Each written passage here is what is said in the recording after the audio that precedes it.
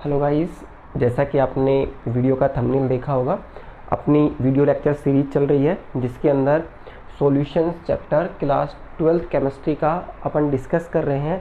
इससे पहले लेक्चर्स में अपन ने विलयन की सांद्रताओं को व्यक्त करने के तरीके सारे डिस्कस कर लिए हैं और उन पे न्यूमेरिकल्स भी अपन ने कंप्लीट कर लिए हैं। तो आज का अपना टॉपिक रहने वाला है विलीयता। ठीक है, तो टॉपिक क्या रहेगा आज अपना?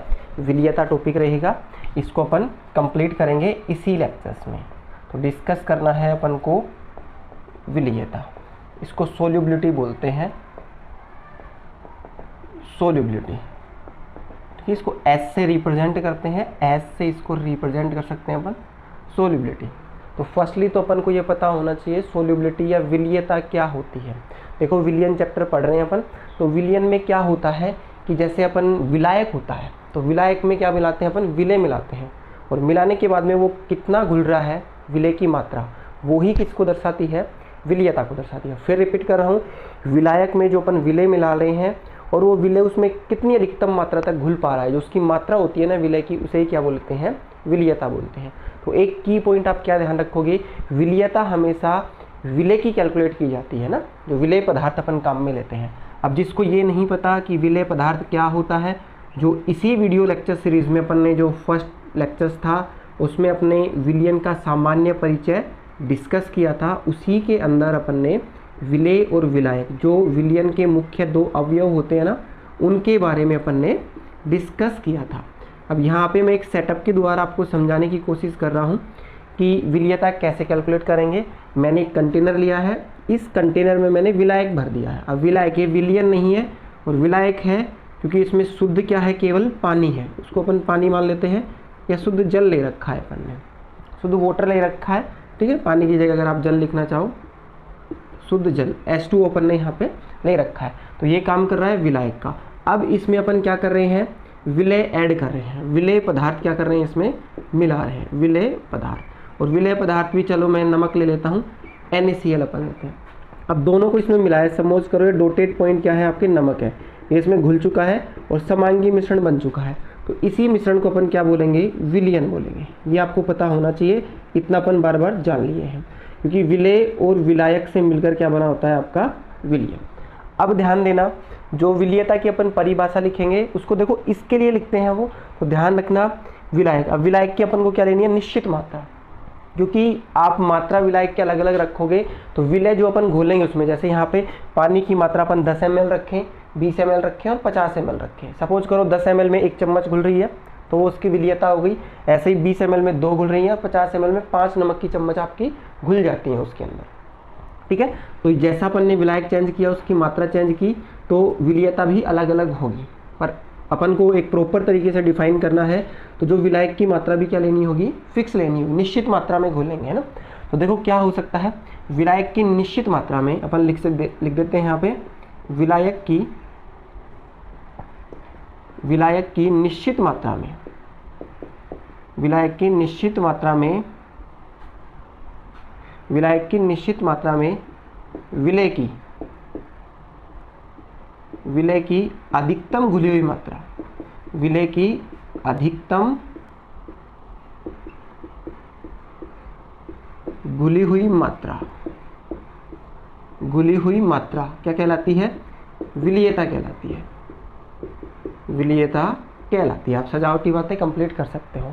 अब ध्यान देना, विलायक की मात्रा अपन ने फिक्स क्यों की है? क्योंकि विलायक की मात्रा बढ़ाते जाओगे तो विलय की मात्रा भी कुछ अलग क्वांटिटी में घुलती जाएगी। तो परिभाषित करने के लिए अपन ने विलायक की मात्रा को फिक्स करना है।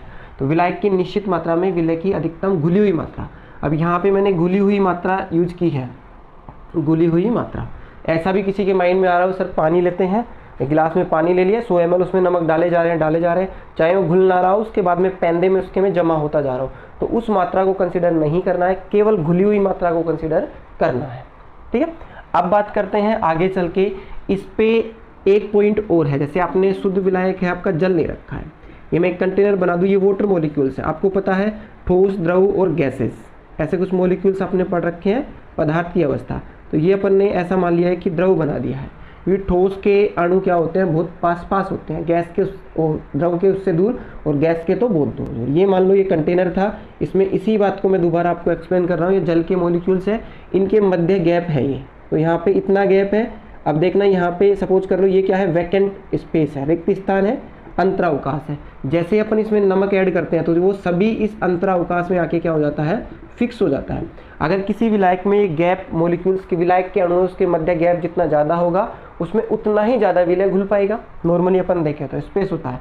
अब देखो कंडीशंस है कि यहाँ पे मैंने बर्नर लगाया, एक बर्नर बना दिया है और इसको अपन हीट कर रहे हैं, इस कंटेनर को हीट कर रहे हैं। अब इसमें वाटर मॉलिक्यूल्स थे, हीट करने से दूर जाएंगे। सपोज करो यहाँ आ चुका है ये, और ये वाला मॉलिक्यूल्स यहाँ आ चुका है। अब गैप कितना हो गया है ये, तो इस गैप में आपका पहले के कंपेरिजन में ज़्यादा क्या आ जाएगा, विलय आ जाएगा। और अपन डेली लाइफ में देखते भी हैं, जैसे एक ठंडा पानी होता है उसमें नमक घोलते हैं, एक तो धीरे घुलता है वो और कम क्वांटिटी में घुलेगा। अपन को ज़्यादा घोलना है उसको गर्म कर दो, जल्दी भी घुलेगा, थोड़ी मात्रा ज़्यादा भी घुलेगी।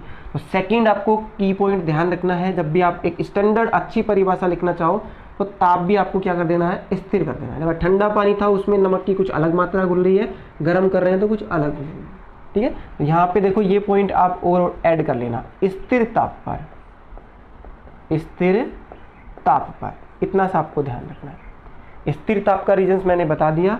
ठीक है, तो स्थिर ताप पर क्या होगी, अब अपन इसको परिभाषित कर सकते हैं, विलयता क्या होती है। स्थिर ताप पर विलायक की निश्चित मात्रा में विलय की अधिकतम घुली हुई मात्रा, उस विलय की क्या कहलाती है, विलयता कहलाती है। ठीक है, ये बेसिक सा इंट्रोडक्शन था। अब अपन को इस चैप्टर में 2 टाइप की विलयता ही पढ़नी है, जो अपने आरबीएससी बोर्ड के अकॉर्डिंग और एनसीईआरटी बुक चलती है उसमें 2 तरीके की विलयताओं की बात करनी है। एक तो अपन विलायक जो द्रव होगा आपका, ठोस की द्रव में विलयता, ये पढ़ना है, ठोस की द्रव में विलयता, ये पॉइंट डिस्कस करना है। और इसके बाद में अपन को डिस्कस करना है सेकंड पॉइंट। अब गैस लेंगे अपन, गैस को द्रव में घोल के देखेंगे, गैस की द्रव में विलयता। ये टॉपिक्स अपन को कवर कर रहे हैं इस चैप्टर में और इसी लेक्चर्स में इनको अपन हम फिनिश कर लेंगे। ठीक है, तो फर्स्ट अपन अब डिस्कस करने वाले हैं किसके बारे में, कि यहाँ पे जो विलय पदार्थ है ये कौन सा लेंगे अपन, ठोस पदार्थ, उसको घोलेंगे अपन द्रव विलायक में। उसके क्या क्या पॉइंट है तो उसको अपन कवर करने वाले हैं पहले यहाँ पे। फर्स्ट यही अपन को डिस्कस करना है। ठीक है, इस टाइप को अपन कंप्लीट करते हैं। अब इससे संबंधित आपके जो एनसीईआरटी बुक है उसमें 2 टर्म दे रखी हैं, वो या तो आप सीधा याद रख लो, कभी कोई डेफिनेशन आपसे पूछे तो क्या होता है। एक तो विलीनीकरण होता है और क्रिस्टलीकरण होता है, विलीनीकरण और क्रिस्टलीकरण। तो विलीनीकरण प्रक्रिया वो होती है जिसमें अपन जैसे पानी ले रहे हैं, द्रव ले रहे हैं, उसमें अपन ठोस पदार्थ को डाल रहे हैं या उसमें मिला रहे हैं, तो उस टाइम उसमें डालते ही वो धीरे धीरे घुलना स्टार्ट करेगा या पिघलना स्टार्ट करेगा। जैसे अपन नमक डालें तो नमक के छोटे छोटे कण हैं वो मेल्ट होना स्टार्ट कर देंगे, तो उसे क्या बोलते हैं, विलीनीकरण बोलते हैं। मतलब विलीन हो गया वो, कंप्लीटली उस पानी में विलीन हो गया वो। एक आता है क्रिस्टलन। क्रिस्टलन में क्या होता है, सिंपल सा ध्यान रखना है कि जब अपन पानी जो आपका विलायक है उसमें विलय पदार्थ अपन ऐड करते जा रहे हैं, मिलाते जा रहे हैं, तो एक पॉइंट ऐसा आता है उसके बाद में विलय की मात्रा बहुत ज़्यादा हो जाती है उसमें, और आपस में ही विलय के कण क्या करते हैं, टकराने लगते हैं, मतलब संघट्य करके धीरे धीरे उस पात्र की सतह में अवशेपित होने लग जाते हैं, एकत्रित होने लग जाते हैं नीचे की सतह में और क्रिस्टलन रूप ले लेते हैं, क्रिस्टल बन जाते हैं। उसे क्या बोलते हैं, क्रिस्टलीकरण। तो सिंपल सा मैं यहाँ पे शॉर्ट लाइन में लिखने की कोशिश कर रहा हूँ। जब अपन क्या करते हैं, जब ठोस पदार्थ को, जब ठोस विलय पदार्थ को, जब ठोस विलय पदार्थ को द्रव में डालते हैं या रखते हैं, डालने पर वह घुलने लगता है या घुलने लगता है। इस प्रक्रिया को क्या बोलते हैं, विलीनीकरण। क्या बोलते हैं, विलीनीकरण। इतना सा आपको ध्यान रखना, क्या बोलते हैं उस प्रक्रिया को, विलीनीकरण। अब क्रिस्टलन भी अपन इसी लाइन में लिख लेते हैं। तथा विलय की मात्रा, तथा एक निश्चित मात्रा के बाद, विलय की एक निश्चित मात्रा के बाद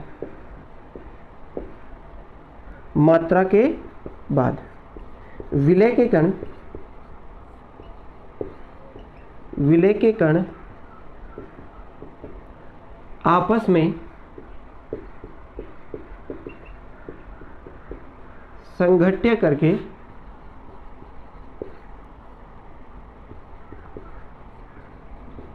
पात्र की सतह में अवक्षेपित हो जाते हैं, अवक्षेपित होने लगते हैं, इसे क्या बोलते हैं? क्रिस्टलन। या आप ये बोल सकते हो कि विलय की मात्रा ज़्यादा होने पे वो आपस में संगठ्य करके अवक्षेपित होंगे और क्रिस्टल रूप ले लेते हैं, उसे क्या बोलते हैं? क्रिस्टलन। ये आपको थ्योरेटिकल पॉइंट से ध्यान रखना है। इसके बाद में एक ये पॉइंट और ध्यान रखना है, जब विलयन होगा ना, विलयन आप बना रहे हो, तो विलयन बना रहे हो तो उसमें आप क्या कर रहे हो? विलायक में विलय मिलाते जा रहे हो, विलायक में विलय मिलाते जा रहे हो। तो विलयन की एक ऐसी स्थिति आएगी, एक स्थिति है ना, विलयन में एक ऐसी स्थिति आएगी जब आप विलायक में विलय मिला रहे हो तब। तो उस स्थिति पे क्या होगा? आपका जो विलीनीकरण है, विलीनीकरण और आपका क्रिस्टलन, क्रिस्टलन क्या हो जाते हैं? साम्य अवस्था पे स्थापित हो जाते हैं। ये एक स्थिति आती है, इस स्थिति पे क्या स्थापित हो जाता है? साम्य। ये भी ध्यान रखना। विलयन अपन बना रहे हैं तो विलायक में विलय पदार्थ मिलाएंगे, तो एक ऐसी स्थिति आएगी जिसमें मैक्सिमम विलय आपका घुल चुका होगा। उसके बाद में विलीनीकरण और क्रिस्टलिन दोनों क्या हो जाएंगे? साम्य अवस्था पे। जितना वो घुलेगा उतना ही क्या हो जाएगा? क्रिस्टलन हो जाएगा। जितना क्रिस्टलन होगा उतनी विलीनीकरण होता जाएगा। ठीक है, तो ये की पॉइंट्स थे, इनको आपको ध्यान रखना है। इसके बाद में अपन को डिस्कस करना है, ठोस की बात कर रहे हैं, इसको प्रभावित करने वाले कारक। ध्यान देना, स्टेटमेंट लेंथी नहीं लिख रहा हूं मैं, सीधा ही आप ध्यान रखना, ठोस की द्रव में विलीयता को प्रभावित करने वाले कारक। तो सीधा ही अपन क्या करेंगे? प्रभावित करने वाले कारक, ये अपन को डिस्कस करना है। ठोस की द्रव में विलीयता को प्रभावित करने वाले कारक, इनकी बात करेंगे। देखो, इसमें फर्स्ट अपन देखेंगे जो आपका विलेय पदार्थ है। ठीक है, विलेय एवं विलायक की प्रकृति, विलेय एवं विलायक की प्रकृति, वो उसका नेचर क्या है, वो किस टाइप के हैं, इस पे भी आपकी विलीयता डिपेंड करती है। इसके बाद में अपन डिस्कस करेंगे दूसरा क्या फैक्टर रहेगा? तापमान, कि उसकी विलीयता तापमान या टेम्परेचर से कैसे प्रभावित होती है। दोनों ही कारक क्या करने अपन को डिस्कस करने हैं अभी। फिर आपका ठोस की द्रव में विलीयता टॉपिक फिनिश हो जाएगा। तो सबसे पहले देखो विलीयता। अब इससे पहले आपको मैं कुछ यहाँ पे पॉइंट लिख रहा हूँ, ये आपको नॉलेज होना चाहिए, और नहीं पता है तो शॉर्ट वे से मैं आपको बताने की कोशिश करूँगा। ये अपने इस टॉपिक का पार्ट नहीं है, पर समझने के लिए आपको आना चाहिए, जो आपने कहीं ना कहीं 11th में पढ़ रखा होगा। देखो, विलीयता, विलीयता के लिए एक सामान्य सिद्धांत होता है, ये आपको हमेशा के लिए ध्यान रखना है। सबसे पहले यही कॉन्सेप्ट लगाना है, सामान्य नियम। विलीयता का एक सामान्य नियम है, वो क्या बोलता है उसको जानो। ये बोलता है like dissolve like, like dissolve like. इसका मतलब क्या होता है? समान समान में घुलता है, समान समान में घुलता है, हिंदी आप जानो तो। ठीक है, ये सिंपल से एक स्टेटमेंट है विलीयता से संबंधित। अब समान समान में घुलता है, इसका मतलब क्या है उसको देखो। यहाँ पे ये नियम ही है, उसी को बता रहा हूँ। जो ध्रुवीय पदार्थ है, ये मान लो कि ध्रुवीय पदार्थ किसमें घुलेंगे? ध्रुवीय पदार्थ में। अपन यहाँ पे विलय की बात कर रहे हैं, तो ध्रुवीय विलय किसमें घुलेगा? ध्रुवीय विलायक में। अब ये शब्द क्या होते हैं ध्रुवीय, ये आपको नहीं पता है तो अपन जान लेंगे। इंग्लिश में क्या बोलते हैं? पोलर। ध्रुव बनते हैं ना, पोल बन गए, तो पोलर सोल्यूट।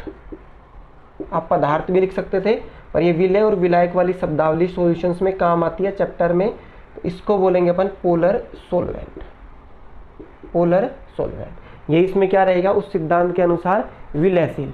सेकंड है आपका अध्रुवीय। क्या है? अध्रुवीय है ना, अध्रुवीय विलय पदार्थ। अध्रुवीय विलय किसमें होगा? अध्रुवीय में, अध्रुवीय विलायक में। ठीक है, तो अध्रुवीय को बोलते हैं इंग्लिश में नॉन पोलर। क्या बोलते हैं? नॉन पोलर सोल्यूट, ये मान लो। और इसको क्या बोलेंगे? Non polar solvent. बस इतना सा ध्यान रखना। ये बोलता है अब क्रॉस में कभी भी सोल्यूबल नहीं होगा। जैसे अध्रुवीय आप विलय पदार्थ ले लो, उसको ध्रुवीय में घोल रहे हो तो वो नहीं घुलेगा। बस ये विलेय और विलायक की प्रकृति क्या बोलती है कि ध्रुवीय विलेय ध्रुवीय विलायक में और अध्रुवीय विलेय अध्रुवीय विलायक में क्या होते हैं, घुलनशील होते हैं। अब देखो आपको ये ध्रुवीय और अध्रुवीय विलायक आप कैसे जानोगे। अभी तो आपको क्या करना है कि धीरे धीरे समय के अकॉर्डिंग जैसे जैसे आप केमिस्ट्री के साथ डील करते रहोगे चीज़ें आपको याद होना स्टार्ट हो जाएंगी। पर इनिशियली देखो इसको चेक करने का तरीका क्या होता है, जिसको पहले के केमिस्ट्री के कुछ कॉन्सेप्ट क्लियर हैं वो थोड़ा जान जाएगा, और नहीं जानता है उन कॉन्सेप्ट को तो धीरे धीरे आप इन चीज़ों को थोड़ा सा लर्न करोगे तो ये याद भी हो जाते हैं और वही 5-6 विलायक आपके काम आते हैं। तो देखो फिर भी मैं जानने का आपको तरीका बता देता हूँ। अगर आपको ये चेक करना है पोलर, ठीक है, पोलर सबस्टांस है या नहीं है। अब इसमें सोल्यूट और सोलवेंट दोनों आ चुके हैं और एक आपका क्या है, नॉन पोलर पदार्थ। पोलर और नॉन पोलर जो आपके सबस्टांस हैं या पदार्थ हैं, विलेय और विलायक दोनों इसमें कंसिडर हो चुके हैं।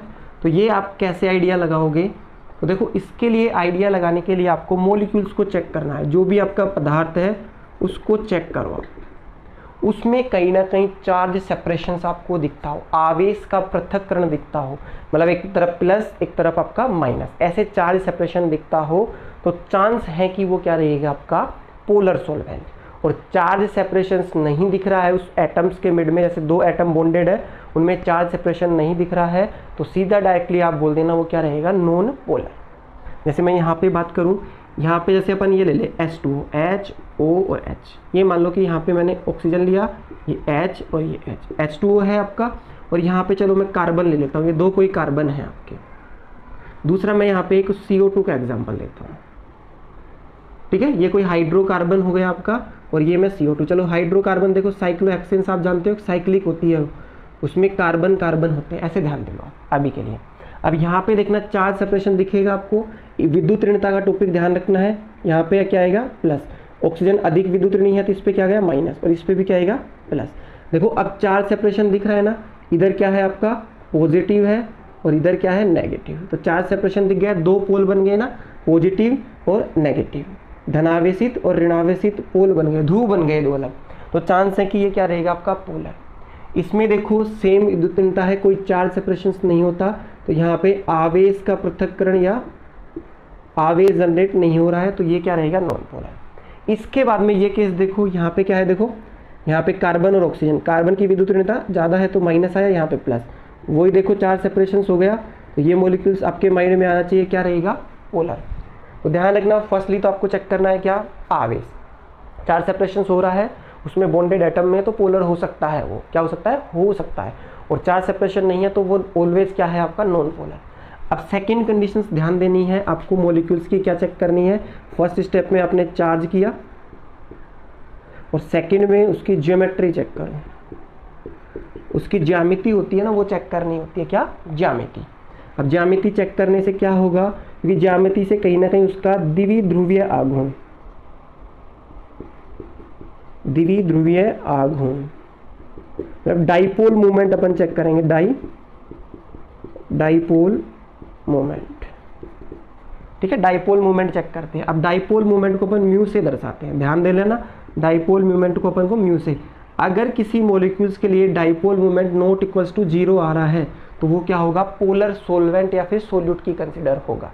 और अगर डाइपोल मूवमेंट क्या आ जाए आपका इक्वल्स टू 0 तो क्या होगा, वो नॉन पोलर। ये वो ही बंदा समझ पाएगा जिसने थोड़ा बहुत समझ रखा है, नहीं तो अब मैं पढ़ाने को चलूँगा तो एक्स्ट्रा टॉपिक हो जाएगा, पर फिर भी मैं थोड़ा सा आपको बताने की कोशिश कर रहा हूँ, ठीक है। अब डाइपोल मूवमेंट क्या होता है, ये फिजिक्स में भी पढ़ते हैं और केमिस्ट्री में, म्यू से रिप्रेजेंट करते हैं आवेश गुणा डिस्टेंस, जो दूरी और आवेश का गुणनफल होता है उससे डाइपोल मूवमेंट अपन कैलकुलेट करते हैं। और डाइपोल मूवमेंट इस परिणाम के साथ साथ एक सदिश राशि होती है जो दिशा पे भी निर्भर करती है। तो यहाँ पे देखो चार्ज सेपरेशन हो रहा है, तो अब इसको रिप्रेजेंट करने के लिए टेल कट एरो का प्रयोग करते हैं, प्लस से माइनस की तरफ, प्लस इधर है तो इधर जाएगा ये, इसका डाइपोल मूवमेंट, इसका डाइपोल मूवमेंट ये। अब देखो H2O के बारे में आपने पढ़ रखा होगा, संकरण से ज्यामिति पता चलती है, उस ज्यामिति के अकॉर्डिंग क्या है, ये बैंड शेप या वी शेप होता है। तो जितना इसका डाइपोल मूवमेंट उतना इसका डाइपोल मूवमेंट, पर ये कैंसिल आउट नहीं होंगे तो 0 नहीं होगा।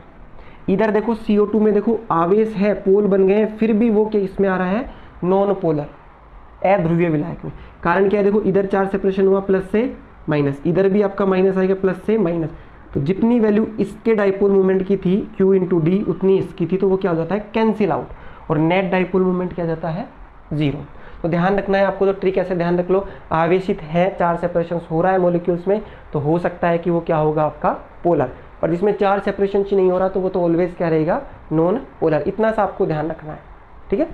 ये आपका हो चुका है। जैसे देखो अब अपन इसमें एग्जाम्पल्स की बात करें, नमक है आपका, इसका एग्जाम्पल्स क्या हो सकता है आपका, इधर देखो ध्रुवीय का एग्जाम्पल्स आपको सीखना है, तो इसमें आप लिख सकते हो एग्जाम्पल क्या होगा, नमक NaCl प्लस H2O, दोनों ही क्या है ये आपके पोलर है, ये भी पोलर और ये भी क्या है पोलर, क्योंकि इस पे प्लस आता है इस पे माइनस। अगर किसी मॉलिक्यूल्स में 2 ही एटम है और चार्ज सेपरेशन हो रहा है तो नेगलेक्ट होगा ही नहीं उसका। और इसमें आप इसके एग्जाम्पल्स जान सकते हो, इसके एग्जाम्पल्स हो जाएंगे एक naphthalene, naphthalene plus benzene, naphthalene plus benzene, anthracene plus benzene भी हो सकता है। तो ऐसे तो अपन को ये प्रभावित करती है विलेय और विलायक की प्रकृति। बस आपको तो कितना ध्यान रखना है, समान समान में घुलता है बस। अब सेकेंड ताप का प्रभाव को अपन देखते हैं, चाहो तो आप स्क्रीनशॉट ले सकते हैं। अपन को तापमान मैं यहाँ लिख देता हूँ टेम्परेचर। डेली लाइफ में भी आपने इसको ऑब्जर्व किया होगा, देखो मैं बताते चलता हूँ फिर पता चलेगा। देखो सामान्यतः बात करें ठोस के लिए, नॉर्मली क्या होता है, जनरली बोल दें या सामान्यतः, जनरली या फिर सामान्य एक ही बात है। सामान्यतः अपन बोल सकते हैं ठोस की विलीयता से संबंधित, ठोस की द्रव में विलीयता, इसकी बात कर रहे हैं। ये क्या होता है, टेम्परेचर के समानुपाती। जो सोल्यूबिलिटी है ठोस पदार्थ की वो किसके समानुपाती होती है, ताप के। जैसे जैसे टेम्परेचर बढ़ेगा विलीयता क्या होगी उस पदार्थ की बढ़ती जाएगी। जैसा कि देखा होगा आपने, चीनी को अपन ठंडे पानी में घोलते हैं या नमक को ठंडे पानी में घोलते हैं तो टाइम लगता है और कम घुलता है, उसको आप गर्म पानी में घोलो बहुत जल्दी घुल जाता है, ठीक है। कभी आप नींबू पानी वगैरह बनाते हो तो उसमें देखना, ठंडे पानी में चीनी को घोलने में टाइम लगता है और गर्म पानी में बहुत इजीली घुल जाती है। तो उसी स्टेटमेंट से लिया गया। पर इसमें आपको ध्यान रखना है, जब क्या कर रहे हो आप, जैसे आपका एक कंटेनर है, ये गिलास था या बीकर मान लो, इसमें ये आपका द्रव विलायक है, चलो पानी मान लेते हैं, द्रव विलायक, और इसमें अपन क्या घोल रहे हैं, सॉलिड ठोस पदार्थ घोल रहे हैं, और ये क्या है आपका सोल्यूट, इसको अपन घोल रहे हैं। और घोलने के प्रोसेस में वो कंटेनर है, वो पात्र आपका गर्म हो जाए, वो उष्मा उत्सर्जित करे, मतलब धीरे धीरे आप इसको टच करोगे तो यहाँ से Q आपकी जो उष्मा है, उष्मा बोल सकते हैं इसको, Q से दर्शाते हैं। उष्मा का क्या हो रहा है, उत्सर्जन, क्या हो रहा है, उत्सर्जन। तो इस प्रक्रिया को या इस घुलने की जो रिएक्शंस हो रही है या प्रक्रम हो रहा है उसको अपन केमिस्ट्री में ऊष्माक्षेपी प्रक्रिया या प्रक्रम या अभिक्रिया बोल सकते हैं। तो ध्यान रखना, मैं शॉर्ट में लिख देता हूँ यहाँ पे ऊष्माक्षेपी। ऊष्माक्षेपी क्या हो, प्रक्रिया हो या रिएक्शंस हो, तो ऊष्माक्षेपी प्रक्रम हो रहा है घुलने पे। तो ध्यान रखना, आप टेम्परेचर बढ़ाओगे तो सोल्यूबिलिटी, ऐसे रिप्रेजेंट करता हूँ विलीयता को मैं, तो सोल्यूबिलिटी क्या होगी, कम हो जाएगी, ठीक है। इतना सा आपको अभी के लिए ध्यान रखना है ऊष्माक्षेपी प्रक्रम के लिए। और ऐसा लिखा हो ऊष्माशोषी। अब ऊष्माशोषी का भी आपको पता है क्या होता है, ऊष्माशोषी प्रक्रम। इसमें क्या है कि जैसे आप घोल रहे हो, इसमें सॉलिड पदार्थ द्रव में घोल रहे हो, पानी मान लो आप, उसमें आप घोल रहे हो तो ऊष्मा अवशोषित हो रही है। ऊष्मा का क्या हो रहा है, अवशोषण। ये मान लो कि यहाँ से ये ऊष्मा क्या हो रही है, ये कंटेनर ऊष्मा को क्या कर रहा है, अवशोषित कर रहा है, मतलब अवशोषण हो रहा है उसका, क्या हो रहा है, अवशोषण। तो वो कंटेनर आप टच करोगे तो ठंडा लगेगा आपको, ठीक है। तो ऐसा प्रक्रम हो घोलने पे, तो आप टेम्परेचर बढ़ाओगे तो आपकी सोल्यूबिलिटी भी क्या होगी, बढ़ेगी। ये ध्यान रखना है आपको, की पॉइंट है दोनों। कहीं क्वेश्चंस पूछ ले कि क्वेश्चंस क्या पूछेगा, ऐसे पूछ सकता है, ठोस विलेय पदार्थ को अपन द्रव में घोल रहे हैं, पानी में मिला रहे हैं, तो उससे ऊष्मा उत्सर्जित हो रही है, तो बताओ ताप बढ़ाने पर विलीयता बढ़ेगी या घटेगी। तो ऊष्मा उत्सर्जित बोल दे या ऊष्माक्षेपी प्रक्रम हो रहा है तो सोल्यूबिलिटी क्या होगी, घटेगी। इससे क्यों घट रही है उसका रीजन से आप जानना चाहो तो थोड़ा सा ये समझ सकते हो। 11th क्लास में साम्य अवस्था में आपने ला सातल्य का नियम या ली सातल्य का नियम पढ़ा होगा। वो क्या बोलता था कि कोई रिएक्शन, जैसे यहाँ पे ये रिएक्शन मान लो, यहाँ पे बी है आपका, वो घुल रहा है, उसको अपन मिला रहे हैं किसमें, ए में, और ए में मिलाने पर ए बी बन रहा है और ऊष्माक्षेपी के लिए क्यू रिलीज कर रहा है, ऊष्मा उत्सर्जित कर रहा है। तो ये प्रक्रम हो रहा है या रिएक्शंस हो रही है, इस पे आप ला सातल्य के अनुसार ताप, दाब, सांद्रता आदि चीज़ों को परिवर्तित करते हो तो रिएक्शंस या साम्य उस दिशा में विस्थापित होता है जहाँ से इनका किया गया परिवर्तन क्या हो जाए, नष्ट हो जाए, उनका प्रभाव नष्ट हो जाए। तो देखो इसमें ऊर्जा निकल रही थी और आप बाहर से भी इसको टेम्परेचर दे रहे हो, तो ये रिएक्शन से ये साम्य स्थापित हो रहा था ना, इसके बीच में जो बैकवर्ड स्थापित होगा ये उष्मा उत्सर्जित नहीं करेगा क्योंकि पहले ही बहुत ज़्यादा उष्मा है, तो ये बैकवर्ड जाएगा, तो विलीयता आपकी क्या होगी, टूट जाएगा वापस ए और बी में ही, तो विलीयता कम हो जाती है। ऐसे ला सातल्य का प्रिंसिपल होता है, उस पर बेसिस है। अब बात कर लेते हैं इनके एग्जाम्पल्स, आपसे पूछ लें तो देखो ऊष्माक्षेपी का एग्जाम्पल्स और ऊष्माशोषी का, दोनों के एग्जाम्पल्स अपन डिस्कस करेंगे। तो पहले ऊष्माशोषी की बात कर लेते हैं। जैसे आप क्या करो, NH4Cl को पानी में घोलो, तो ये ऊष्माशोषी प्रक्रम है।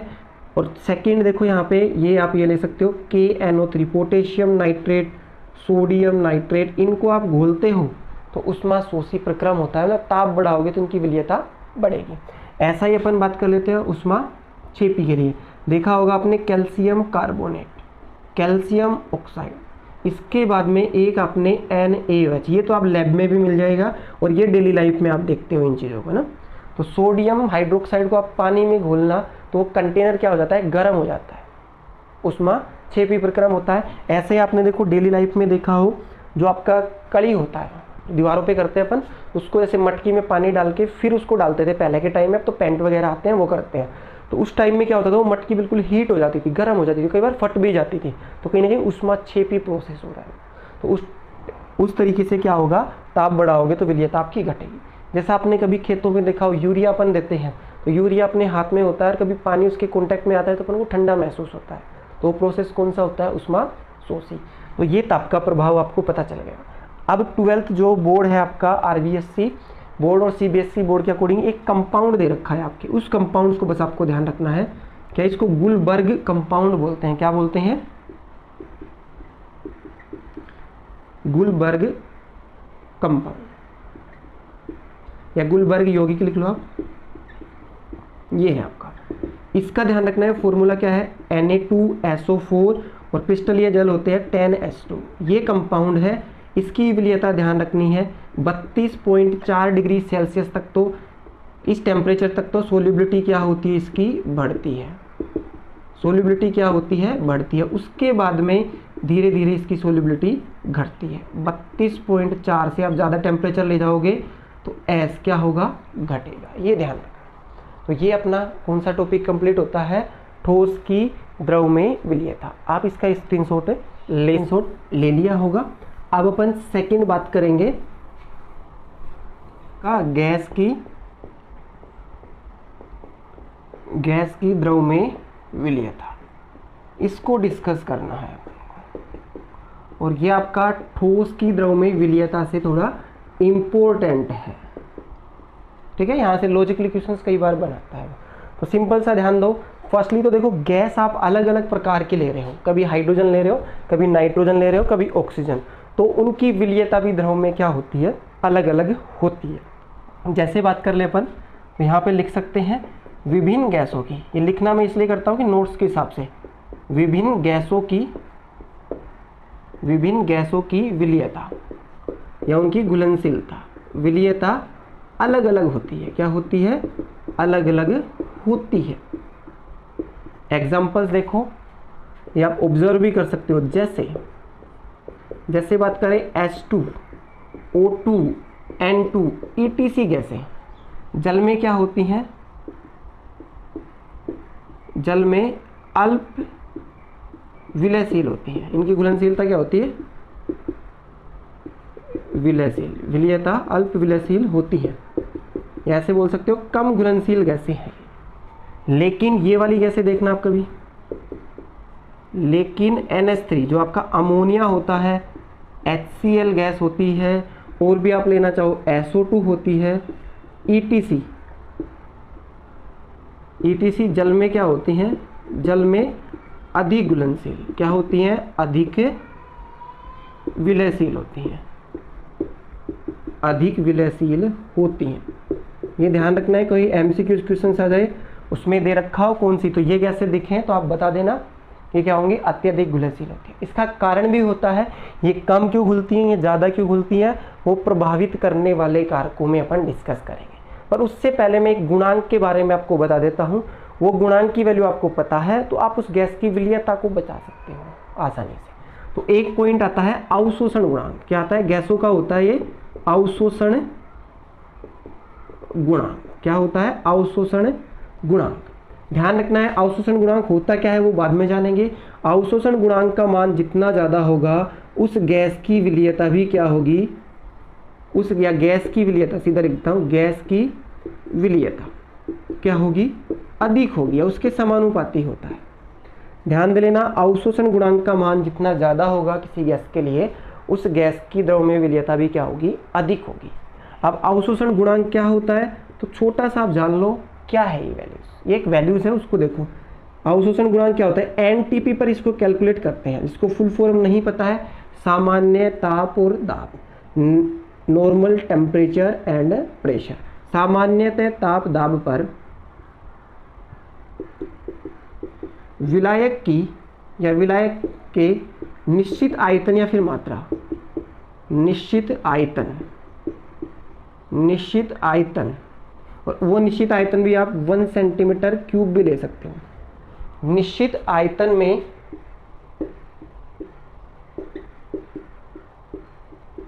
घुली हुई गैस का आयतन, घुली हुई गैस का आयतन, घुली हुई गैस का आयतन क्या कहलाता है आपका, अवशोषण गुणांक।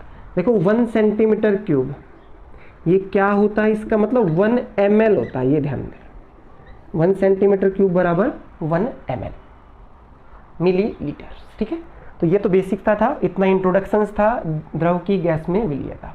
अब इसके बाद में अपन को पढ़ना है प्रभावित करने वाले कारक। स्टेटमेंट क्या लिख सकते हो आप, गैस की द्रव में विलीयता को प्रभावित करने वाले कारक। शॉर्ट में लिख देता हूं मैं, प्रभावित करने वाले कारक, प्रभावित करने वाले कारक। अब ये कारक क्या है, इनको देखो पहले। यहाँ पे देखो फर्स्ट अपन को पढ़ना है गैस की प्रकृति। क्या पढ़ना है, जो गैस आप घोलोगे वो गैस की प्रकृति। कभी कभी इनके कारण पूछ लेता है, गैस की प्रकृति। दूसरा क्या है, विलायक की प्रकृति। दोनों को अलग कर दिया तो उसमें एक साथ पढ़ लिया था, विलय और विलायक। विलायक की प्रकृति या जो आप जिस द्रव में घोल रहे हो उसकी प्रकृति। तीसरा है आपका अन्य पदार्थों की उपस्थिति। जैसे जिस विलायक में अपन गैस को घोल रहे हो उसमें पहले से ही कोई अन्य पदार्थ भी उपस्थित है, तो ये लिख सकते हो आप, अन्य पदार्थ की उपस्थिति, अन्य पदार्थ की उपस्थिति। इसके बाद में जो फोर्थ अपन को पढ़ना है टेम्परेचर। कौन सा कारक है, तापमान, इसको अपन बोल सकते हैं टेम्परेचर। फिर पांचवा अपन को पढ़ना है दाब। क्या पढ़ना है, दाब, उसको भी अपन जान लेंगे। पांचवा कारक कौन सा है आपका, दाब, प्रेशर। अब यहाँ पे ध्यान दो, गैस की प्रकृति। ठीक है, गैस की प्रकृति में अपन क्या पढ़ना है, देखो ये पॉइंट तो है पोलर पोलर में, पर उससे पहले आप ध्यान दो यहाँ पे गैस की प्रकृति।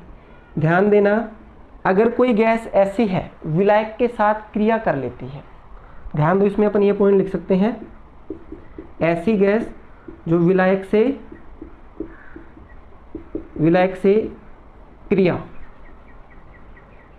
क्रिया करे या फिर आयनित हो जाती है, बात एक ही है, या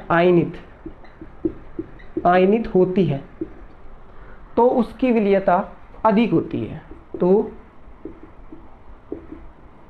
उसकी विलीयता क्या होती है, विलीयता अधिक होती है। इतना सा आपको ध्यान रखना है। एग्जाम्पल्स देखो, यहाँ पे जो NH3 है, HCl है, उसको आप समझ सकते हो। जैसे मैं यहाँ पे लेता हूँ NH3 गैस है, जब ये पानी में जाती है आपकी H2O में, तो ये वाटर के साथ क्या करती है, क्रिया कर लेती है, और क्रिया करके क्या बनाती है, अमोनियम हाइड्रोक्साइड। इस कारण अमोनिया गैस की विलीयता क्या होती है, जल में अधिक। आप बता सकते हो कि अमोनिया गैस वाटर के साथ रिएक्ट कर लेती है और अमोनियम हाइड्रोक्साइड बनाती है, इस कारण इसकी विलीयता क्या होती है, अधिक।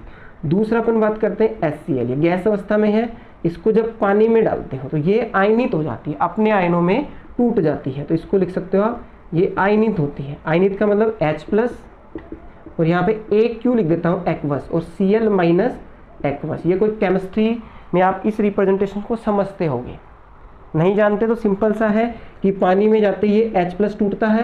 अब वाटर मॉलिक्यूल सभी मैंने आपको बताया था ऐसा होता है, इस पे माइनस और इस पे प्लस, तो ऐसे वाटर मॉलिक्यूल्स इसको चारों तरफ से क्या करते हैं, घेर लेते हैं। भाई प्लस है तो इसके पास क्या आएगा, माइनस, तो चारों तरफ से ऐसे वाटर मॉलिक्यूल्स इसको घेर लेते हैं, तो जल योजित हो जाता है ये, ऐसा इसको रिप्रेजेंट करते हैं। माइनस है तो हाइड्रोजन इसकी तरफ आ जाएंगे, उल्टे वाटर मॉलिक्यूल्स आके इसको सराउंड कर लेते हैं, उसको अपन ऐसे लिख सकते हैं। तो दोनों के रीजन्स आपको पता चल गए, वो आप बता सकते हो। ये गैसें ऐसी हैं जो विलायक के साथ या जल के साथ, नॉर्मली जल ही काम में लेते हैं, क्रिया कर लेती है या उनसे या फिर आयनित हो जाती है, अपने आयनों में टूट जाती है। अब बात कर लेते हैं आगे चल के, सेकेंड कौन सा है, विलायक की प्रकृति। विलायक की प्रकृति में आपको बस सिंपल सा ध्यान रखना है, क्या, वही है आपका पोलर है, किसमें घुलेगा, पोलर में। बस जो पोलर सोल्यूट है या आपकी पोलर गैस है वो किसमें, पोलर सोलवेंट। इतना सा ध्यान रखना है। एग्जाम्पल्स आप ये बोल सकते हो, ध्रुवीय गैसें ध्रुवीय विलायक में घुलनशील होती हैं। जैसे अपन बात कर ले HCl, इसमें माइनस, इस पे प्लस, और यहाँ पे क्या है H2O, ये भी क्या है पोलर, यहाँ पे प्लस यहाँ पे माइनस, ठीक है। तो इसमें ये HCl गैस क्या होती है, घुलनशील होती है। तो ये आप इसका एग्जाम्पल जान सकते हैं। अब थर्ड अपन को पढ़ना है अन्य पदार्थों की उपस्थिति। क्या पढ़ना है, अन्य पदार्थों की उपस्थिति। अब इसका सिंपल सा एग्जाम्पल्स आप ये मान सकते हो, जैसे अपन कोल्ड ड्रिंक्स लेके आते हैं, जो मृदु पेय पदार्थ सॉफ्ट ड्रिंक बोलते हैं, जैसे अपने मोंटेव ड्यू ये आती हैं, ये लेके आते हैं अपन, तो उसमें क्या होता है कि CO2 गैस क्या होती है, डिजोल्व होती है, और कुछ उसमें शर्करा मतलब चीनी भी घुली हुई होती है। पानी होता है उसमें CO2 गैस और उसमें शर्करा और कुछ फ्लेवर्स होते हैं। तो उसमें अपन घर पे लेके आते हैं तो नमक उसमें ऐड करके देखना कभी, तो गैसेस का एक फोक झाग सा निकलता है, उस झाग में छोटे छोटे एयर बबल्स होते हैं, वो निकलते हैं बाहर, ठीक है, और उसके कारण वो लिक्विड भी बाहर आ जाता है, जो आपकी कोल्ड ड्रिंक्स में पानी होता है। तो क्या था, कहीं ना कहीं देखो अन्य पदार्थ की उपस्थिति, ये अन्य पदार्थ अगर उपस्थित होगा तो उसमें गैस की सोल्यूबिलिटी क्या होगी, विलीयता क्या होगी, सोल्यूबिलिटी क्या होगी, डिक्रीज हो जाएगी, सोल्यूबिलिटी क्या हो जाएगी, कम। जैसे मैंने आपको एग्जांपल देके बता दिया, क्योंकि विलायक में घुलने का स्पेस फिक्स होता है, उसमें पहले आपने कोई पदार्थ घोल दिया है, उसमें और गैस घोलना चाहते हो तो कम घुलेगी आपकी, ठीक। अब ये तीनों तो नॉर्मली आपको ध्यान रखने थे। तापमान और दाब, इनको थोड़ा सा अपन को अच्छे से पढ़ना है। दाब पे तो आपका एक नियम भी पढ़ना है अपन को, हेनरी का नियम, वो नेक्स्ट लेक्चर्स में अपन कंप्लीट करेंगे।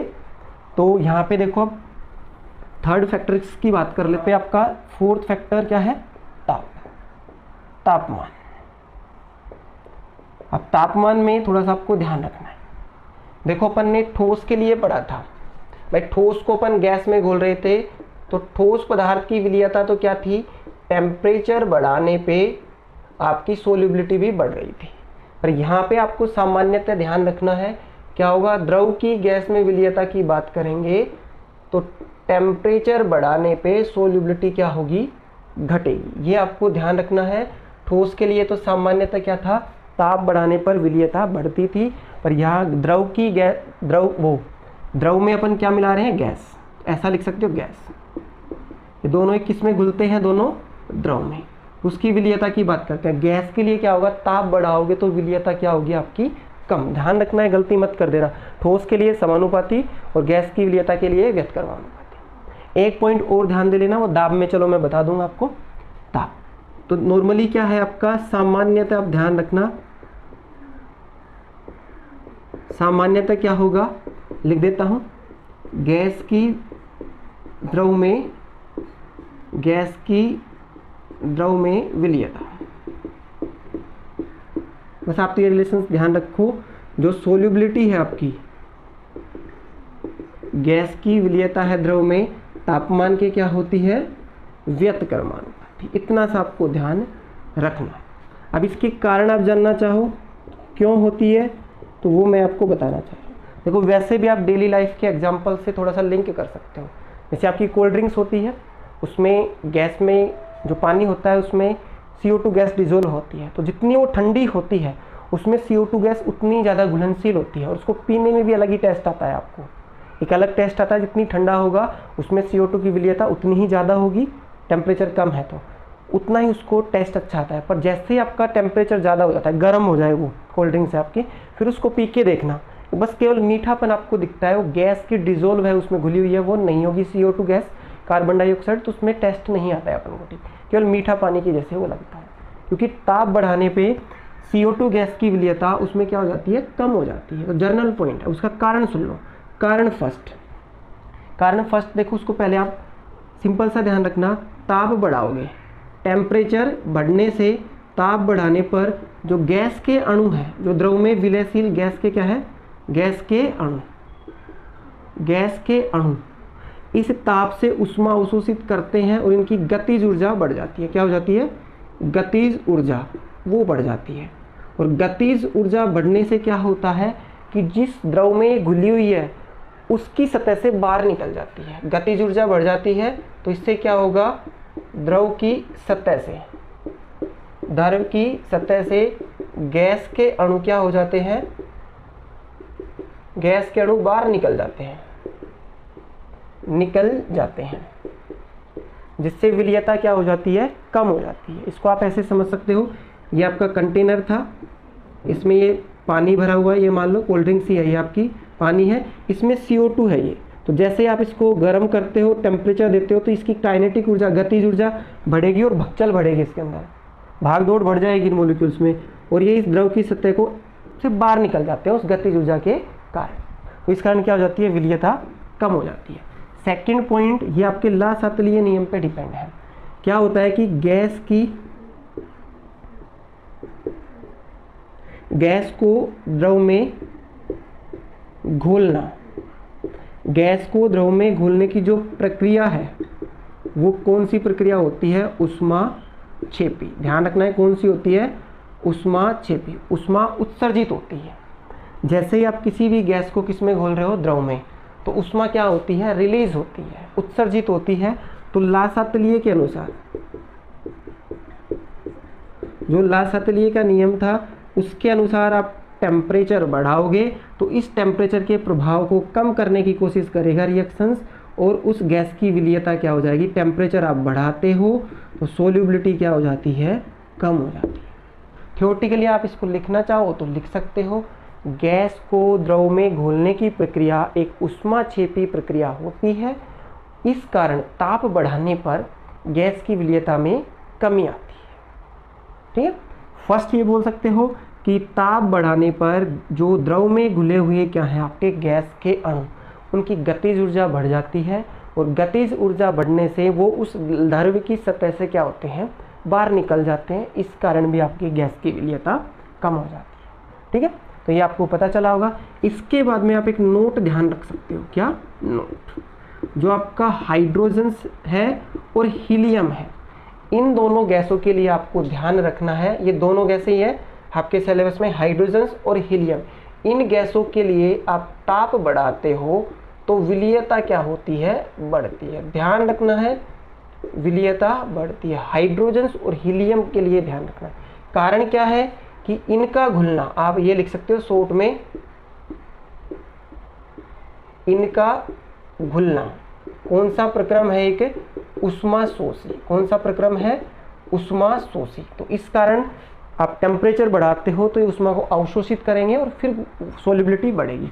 दूसरा रीजन ये भी इसमें समझ सकते हो, जो हाइड्रोजन है नॉन पोलर है, तो ये रिएक्ट तो करती नहीं है, जब इसको आप टेम्परेचर देते हो तो ये बॉन्ड टूट जाता है। बॉन्ड वियोजन या बॉन्ड डिसोसिएशन एनर्जी ये एब्जॉर्ब करता है उसको, इस बॉन्ड को तोड़ने के लिए आपको एनर्जी देनी पड़ती है, तब ये प्रोसेस कहीं ना कहीं ऊष्माशोषी हो जाता है, फिर टूटने के बाद में ये घुलता है। ठीक है, तो इतना सा आपको ध्यान रखना है।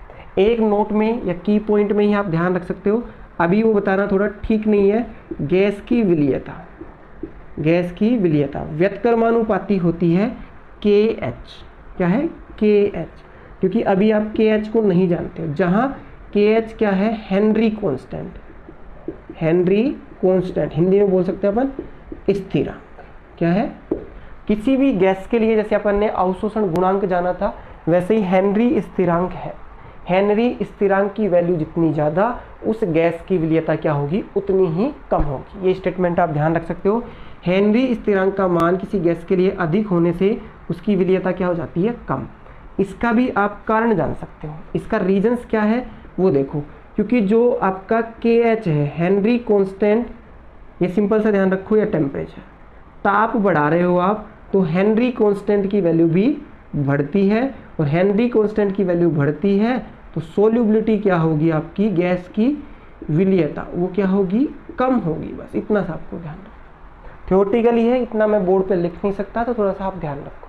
इसमें कोई संबंध पूछ ले, आपको हेनरी स्थिरांक का मान दे दे और गैसों की विलीयता पूछ ले, तो जिसका ज़्यादा मान दे उसकी विलीयता कम होगी। आप ये संबंध पूछ ले, हेनरी स्थिरांक और ताप में क्या संबंध होता है, तो टेम्परेचर बढ़ाने से हेनरी स्थिरांक का मान बढ़ता है। ठीक है, तो ये ताप का अपन ने प्रभाव पढ़ लिया है। इसके बाद में आपका बचा है लास्ट दाब। दाब को भी अपन कवर कर लेते हैं।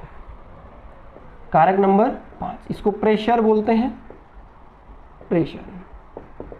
इसके लिए अभी के लिए आपको बस इतना ध्यान रखना है, गैस की विलीयता की बात चल रही है, तो दाब बढ़ाने पर, या ऐसे लिख लो, विलीयता किसकी है, गैस की द्रव में विलीयता समानुपाती होती है किसके, दाब की। गैस की द्रव में विलीयता दाब के समानुपाती होती है। जितना ज़्यादा दाब लगाओगे उस गैस की विलीयता क्या होगी, उतनी ही ज़्यादा। जैसे देखा होगा आपने, ये कोल्ड ड्रिंक्स की बोतल्स होती हैं आपकी, कोल्ड ड्रिंक्स की बोतल में आप देखना, ठीक है, उस जो आपकी मृदु पेय पदार्थ होता है उसको हाई प्रेशर पे, जैसे ये आपका लिक्विड है, द्रव है, इसमें जल मान सकते हो, और उसमें CO2 क्या है, गैस है, इसकी विलीयता बढ़ाने के लिए उसको हाई प्रेशर पे क्या किया जाता है, उच्च दाब पे बंद किया जाता है। जब भी आप उसके कैप को खोलते हो, ढक्कन को खोलते हो, तो गैस बाहर निकलती है। हाई प्रेशर पे उसको क्या किया जाता है, उसके अंदर बंद किया जाता है, जिससे कि इस जल में ये गैस की CO2 गैस की विलीयता क्या हो जाए, ज़्यादा, और वो पीने में आपको अच्छा लगे। और जो कांच वाली बोतल्स आती थी उनमें आप देखना यहाँ पे एक छोटा सा वीक पॉइंट लगा के रखते हैं नीचे पैंधे में, कहीं पे पैकिंग के समय आपका प्रेशर ज़्यादा हो जाए और बोतल पूरी ना टूटे, कोई नुकसान ना हो, कहीं इंसिडेंट ना हो जाए, कहीं लग ना जाए वर्कर्स के, इसकी वजह से, और थोड़ा फाइनेंशियली भी नुकसान आपको ज़्यादा ना हो, यहाँ पे एक वोल सा होता है, वो ही क्रैक होता है। ठीक है, तो ध्यान रखना दाब के समानुपाती। अब एक पॉइंट आप ध्यान रख लेना, ये ठोस वाले में बताना था, वो आपको ध्यान रखना है। दाब परिवर्तन का, या दाब का क्या है कि ठोस की विलीयता पे कोई प्रभाव नहीं पड़ता। ध्यान रखना है, दाब परिवर्तन का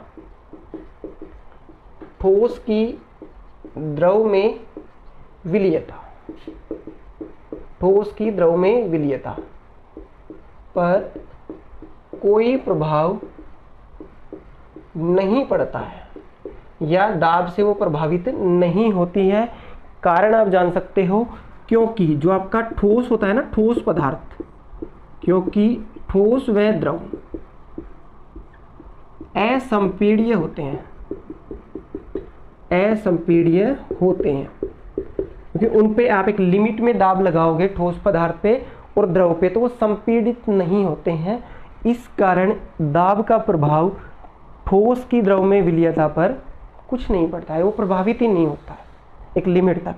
ठोस और द्रव को आप संपीड़ित नहीं कर सकते, गैस को आप कंप्रेस कर सकते हो, जैसे LPG लिक्विफाइड, उसको आप कंप्रेस करके रखते हो। ठीक है, तो ये लेक्चर्स था अपना क्या, विलीयता से संबंधित। कल अपन पढ़ने वाले हैं हेनरी का नियम, वो केवल यही बताता है दाब और उस गैस की विलीयता की मात्रा के बारे में, कितनी गैस उसमें की मात्रा विलयशील रहेगी दाब बढ़ाने में। ठीक है, तो वो अपन को हेनरी नियम कल के लेक्चर्स में कवर करेंगे। So thank you for watching.